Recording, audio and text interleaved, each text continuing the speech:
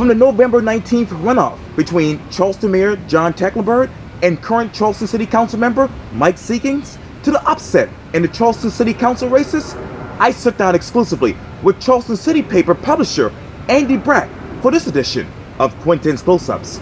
And if you haven't already, subscribe to my YouTube channel and download my free Quintin's Close-Ups app in your Apple or Google Play stores. Andy Brack, welcome back to Quintin's Close-Ups. Thank you, Quintin. You're welcome. Well, it's a runoff between Mike Seekings and John Tecklenburg. Right. And from the results from WCSC.com, it says this: John Tecklenburg captured 48% of the vote, while Mike Seekings captured 34% of the vote. And generally speaking, you have to capture 50% in order to avoid a runoff. How do we get in the runoff between Seekings and Tecklenburg? Well, I think those are the two candidates who had the most money and were able to communicate their messages most broadly. As you know, that there were 6 candidates in the mayor's race in Charleston, and of those, Seekings and Tecklenburg were the only two that really went up on TV, and that was kind of a more broad professional campaign. The others got their messages out in various forums, but the majority of people still get a lot of information through television and through media like the Charleston City Paper, which I am now publisher of. So it was a very interesting race. The other thing is that I think that Seekings and Tecklenburg had professional campaign teams that were out there canvassing, talking to voters, passing out cards, and doing all the behind-the-scenes work that you need to do to run a campaign. So that's kind of how we got to where we are. As you know, Tecklenburg got in a runoff 4 years ago, right, and won that too. Right. So the big thing that they said in their press release last night was that he's won he's come in first in 3 of the elections that he's run. But the next election will be 2 weeks from the day that we're taping this. Right. So that'll be November 19th. November 19th. Yeah, matter of fact, John Tecklenburg said this last night at his watch party. He says this: Mike Seekings voted against finishing I-526. He also says Seekings voted against limiting hotel growth. John Tecklenburg also says the administration has tackled flooding issues, and Mike Seekings has proposed nothing to fight flooding. He says politicians with dark money are trying to hide the facts. Right. What are the facts right now?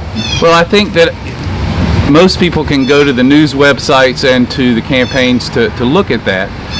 They have been arguing about development and flooding the whole time. Right. What's interesting to me is that Tecklenburg came in office 4 years ago, and he is the guy that started the Dutch dialogue process to bring the world's experts to Charleston to talk about what we can do about flooding.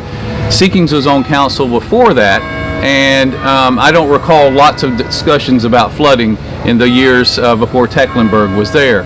So, you know, I think a lot of this is semantics, and the campaigns will spend the next 2 weeks battling it out over probably development, flooding, and some transportation issues. Some transportation issues. Let me get to the other side, because Mike Seekings just told Tessa Spencer this on Fox 24 this morning. He says this, quote, "We're not after a soul. We are after a job to represent the people of Charleston." What do the people of Charleston think about this race right now? I think what we saw in the Tuesday vote was that about half the people thought Tecklenburg was doing a pretty good job. The other 5 candidates split about half the vote. I think that it's going to be a lot more difficult for Seekings to get 17% than it is for Tecklenburg to get 3%. So, you know, unless something dramatic changes, I would look for Tecklenburg, who is a really good person of getting his vote out. I'd look for him to win in 2 weeks. But, you know, up until then, we're going to be exposed, my guess is, to a whole new series of dark money ads that come in. I mean, my mailbox, I don't know about yours, but my mailbox was filled with anonymous flyers attacking Tecklenburg by people that are not naming who paid for it. And that's what dark money is. Dark money means that somebody's pooling together an enormous amount of money, and they're spending money to try to impact the election, and I think that's wrong. I've written about that in my recent columns in the City Paper and State House Report. Right. And so, you know, it should not be a part of the thing. I tend to think that Tecklenburg has done a pretty positive campaign and is focusing on bringing people together. Seekings says things like that in public too, but we just don't really know what's behind all of this dark money. There are some connections to Seekings through his former law partner, so you got to connect the dots yourself. But at this point, we're just going to spend 2 weeks having to slog through more politics, more campaign signs, more mailers, more TV ads. Where do you connect the dots when it comes to overdevelopment and flooding in this city? Give me an idea of what you're looking for. What do you mean? When it comes to overdevelopment and flooding, who's at fault when it comes to this? Where do you connect the dots, Andy? So on overdevelopment, I think this is a problem that has been a long time happening, and we in Charleston are late to the game to try to fix it. City Council needs to get along better.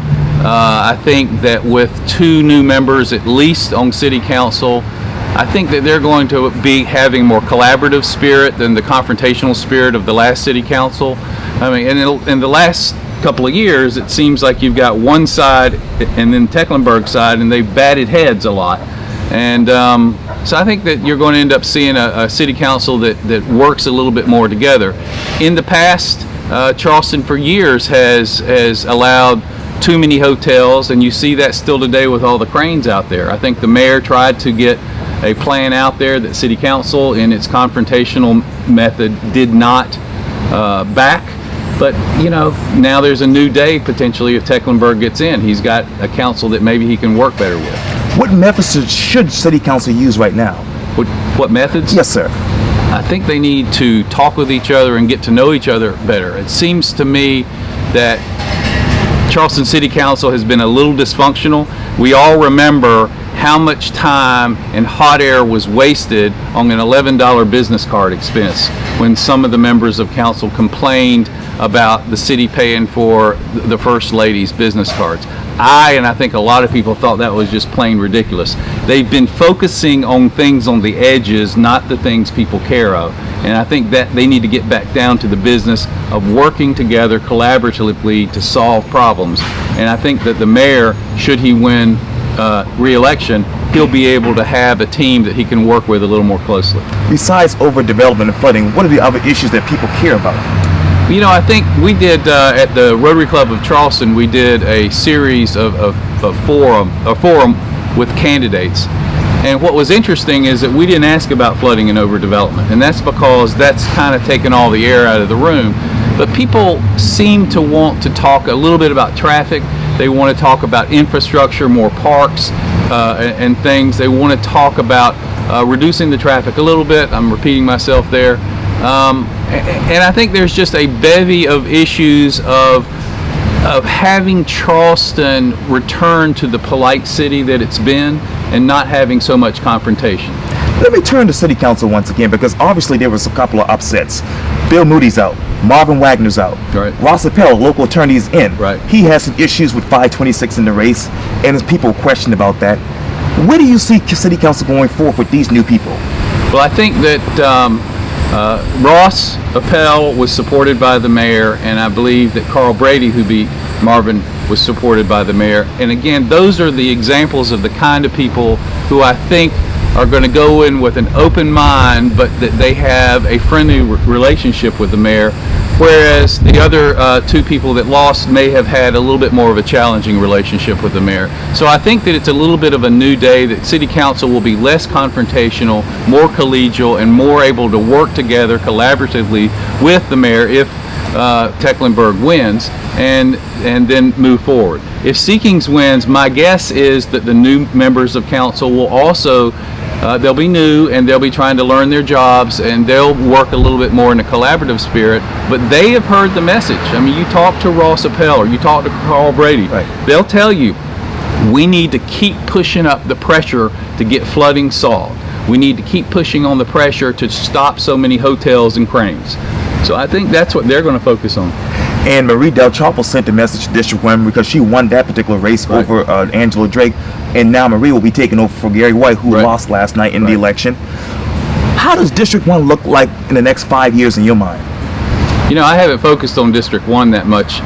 We will have in Charleston like in municipalities around the country, after next year there will be a census, and more than likely all of those districts are going to get redrawn.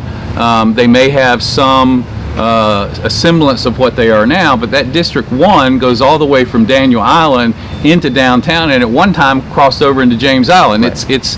It's this amoeba that just seems to morph and go crazy. My guess is because Daniel Island has continued to grow, it'll probably consolidate itself and maybe not jump across the river, and so it'll end up, there'll be one of the 12 seats it's right now it's mostly Daniel Island.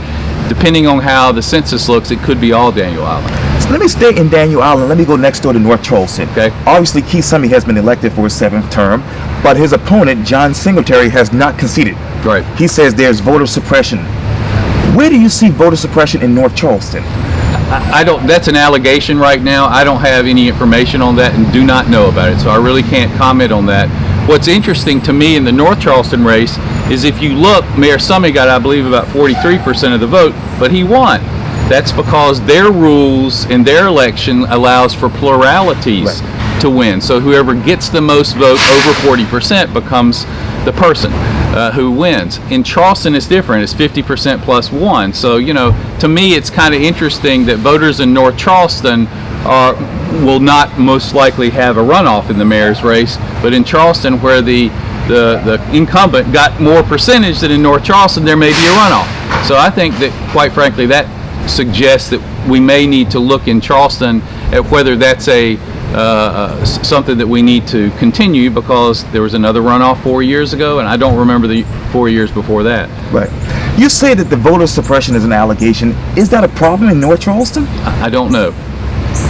Sorry, can't help you. I don't know. I don't have any information on that.